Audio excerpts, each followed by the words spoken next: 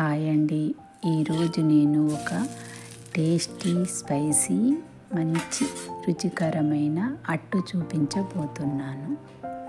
ఇందులో బియ్యం పిండి, గోధుమ పిండి, ఉప్పు, కారం, అల్లం వెల్లుల్లి పేస్ట్, చిన్నగా తరిగిన స్ప్రింగ్ ఆనియన్స్, ఉల్లికాడలు వేసి తగినన్ని నీళ్లు పోసి అట్టుపిండిలా కొంచెం పల్చగా కలుపుకొని పెనం వేడయ్యాక అట్టు వేసుకోవాలి.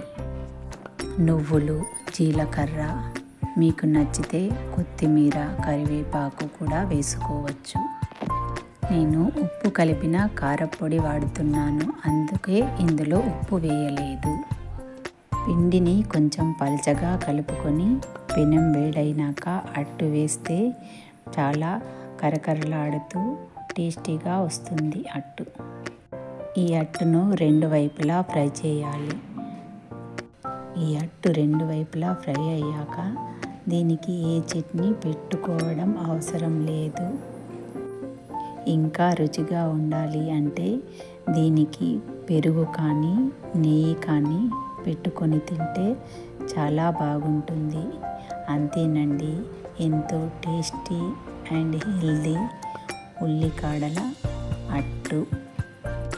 ఈ పిండిలోనే ఒక 2 స్పూన్స్ రాగి పిండి, 1 స్పూన్ శనగపిండి వేసుకుంటే ఇంకా టేస్ట్ బాగుంటుంది. అంతేనండి, easy and tasty spring onions recipe.